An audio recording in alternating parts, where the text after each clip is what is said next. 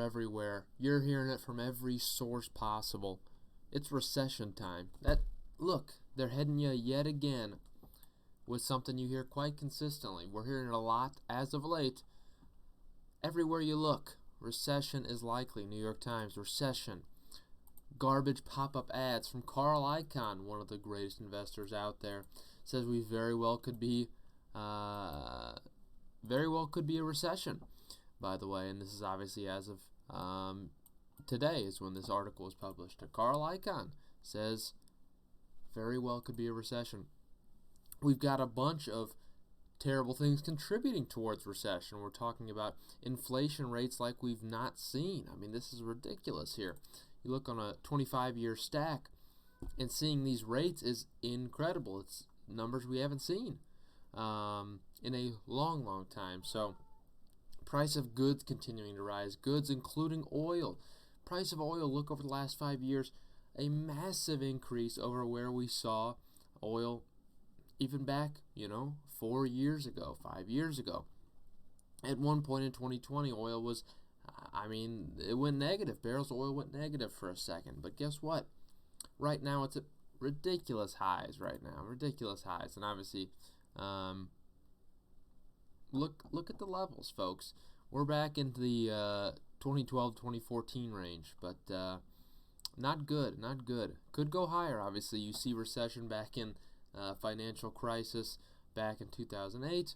We'll see what happens. Obviously, we also have to worry about none other than, a little bit of conflict in Europe. That's right, just a little bit of conflict, potential war. I mean, there's a lot leading to negative economic conditions. Now, there are many reasons why this could happen, and some people eventually may be right on this.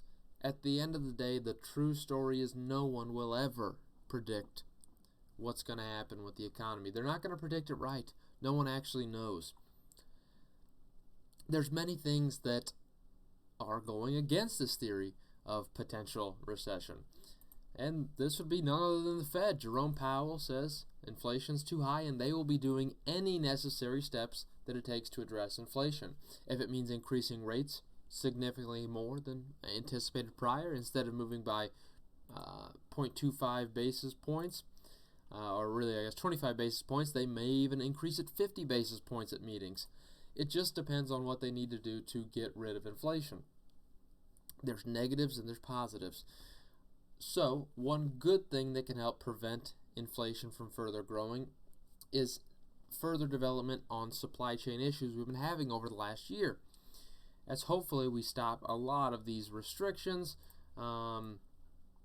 especially around none other than COVID. We hope to potentially add more jobs and add more people that can actually help reduce the supply chain constraints that have led to a decent amount of this inflation. Now again, record high job openings, ridiculous amounts. People still aren't going to work quite yet, so there's a lot of negative, there's a lot of positive. That's my main thing. Here is my point against why you should not be afraid of recession. In fact, some people I think might be excited about recession. If you're like me and you're a younger investor, a recession is not the worst time for you. Let's be honest with each other. This is a time where you're able to pick up equity in companies for a lot cheaper than you were previously, okay? Not saying we're going into recession again. I can't say that because they're never right. You hear all of this talk. And what did they say back in 2016? That's right. After the election, literally, we were told from a survey of economists, as you can see right here, there's a 60% likelihood of recession in the next 4 years. 2016, they said that. What happened over the period between 2016 and 2020 there? I just want to put this disclaimer out there. What happened? So we go back to 2016 when this was said. Let's go to the start of 2016.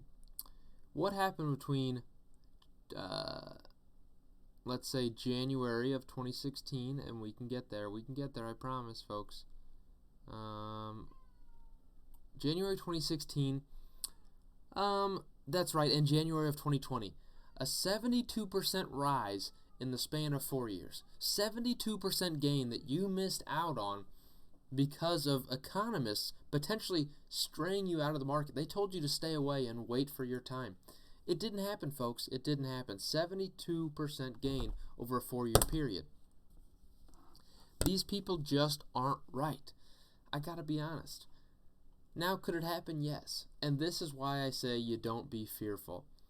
You keep investing for the long term throughout any economic times. I think it's a great idea to do.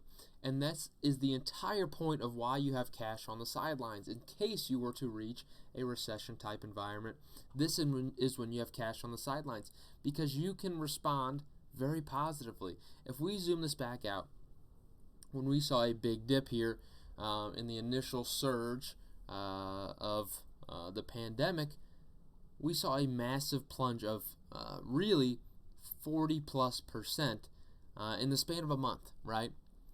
So if you're someone who's got a lot of cash on the sideline, during this time you should buy heavily, because after that the market responded so positively.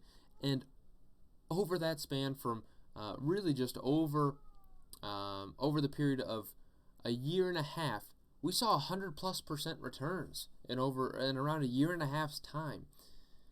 This is the importance of being able to buy the times in which the market is going sour, okay? And we're in kind of a little bit of a rut lately. I mean, if you look over the last year, we've got a little bit of a rut here, okay? We've seen some roaring back, but when you see negativity, this is a great time to buy. And it's something I certainly I enjoy doing myself. I've been buying pretty heavily as of late. When you see this period over the last, I guess year to date, we're still down 6%, which is perfect time to buy. 13+% when you look just really even 2 weeks ago, we were down 13+%. This was prime time to buy, and you've already seen great responses as a result. It's exciting stuff. And that's why, on an all-time basis, we can continue to buy a lot more when we get down, and then proceed to gain a lot more because we bought when it was low. That's a big focus of mine. And on top of that, we buy into dividend-paying companies. And these companies, when we buy them at lower prices, increase our yield on cost as the share price eventually recovers. Our yield on cost is going to continue to be quite high because you're talking about acquiring shares at a much lower stock price and a much higher yield. So your yield on cost is going to stay where it's at.